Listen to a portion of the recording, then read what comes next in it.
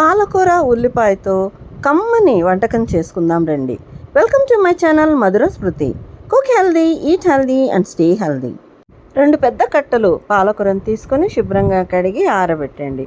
వీటిని సన్నగా కట్ చేసుకొని పక్కన పెట్టుకోండి. ఇప్పుడు స్పెషల్ మసాలా తయారు చేసుకుందాం. దానికి 1 టీ స్పూన్ ఆయిల్ తీసుకొని 1 టేబుల్ స్పూన్ పల్లీలను వేసుకొని దూరగా వేయించండి. లో ఫ్లేమ్ మీదనే లోపల వరకు వేగేంత వరకు వేయించండి.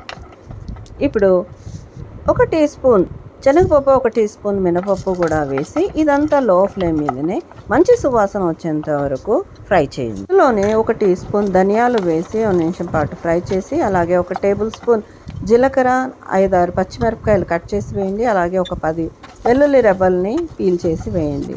వెల్లుల్లి ఆప్షనల్. 4-5 ఎండుమిరపకాయలు కూడా తుంచి వేసి కొద్దిగా వేయించేసి వీటిని ఒక ప్లేట్లోకి తీసుకుని రూమ్ టెంపరేచర్కి వచ్చేంత వరకు చల్లారనివ్వండి.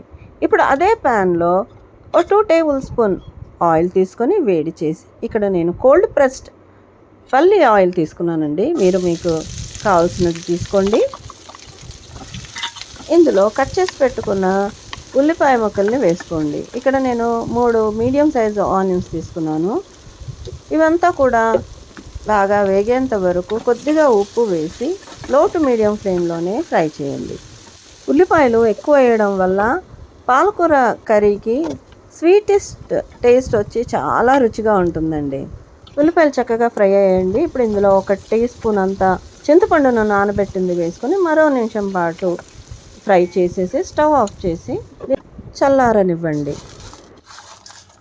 ఇప్పుడు చల్లారిన దినుసులన్నీ తీసుకొని కోర్స్గా గ్రైండ్ చేసుకోండి. అందులోనే ఫ్రై చేసి పెట్టుకున్న ఉల్లిపాయలను కూడా వేసుకొని గ్రైండ్ చేసి పక్కన పెట్టుకోండి. అదే ప్యాన్లో మరో 2 టేబుల్ స్పూన్ ఆయిల్ తీసుకొని వేడి చేసి అందులో పోపు దినుసులు వేసుకోండి. అలాగే ఇంగువ కూడా వేసుకోండి, అది ఆప్షనల్. ఇప్పుడు కట్ చేసి పెట్టుకున్న పాలకూరని వేసుకొని అదంతా కూడా మగ్గేంత వరకు లో టు మీడియం ఫ్లేమ్లోనే ఉడికించండి.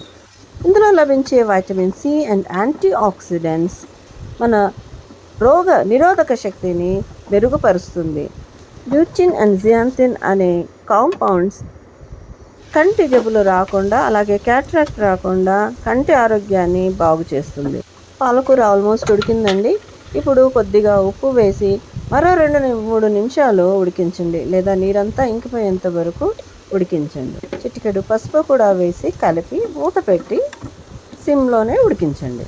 పాలకూరలో లభించే పొటాషియం అండ్ నైట్రేట్స్ బ్లడ్ వెజల్స్ని రిలాక్స్ చేసి బ్లడ్ ప్రెషర్ని తగ్గిస్తుంది. పాలకూరలో లభించే కాల్షియం మన దంతాలని, ఎముకల్ని గట్టిపరుస్తుంది. పాలకూర చక్కగా ఫ్రై అయిందండి. ఇప్పుడు గ్రైండ్ చేసుకున్న స్పెషల్ మసాలాని వేసుకుందాం.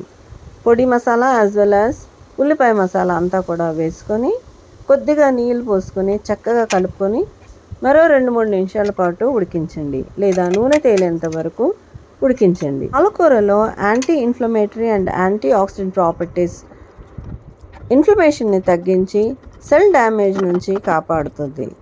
పాలకూరలో లభించే ఫైబర్ డైజెషన్ని మెరుగుపరిచి కాన్స్టిపేషన్ని తగ్గించి గట్ బ్యాక్టీరియాని ఇంప్రూవ్ చేస్తుంది.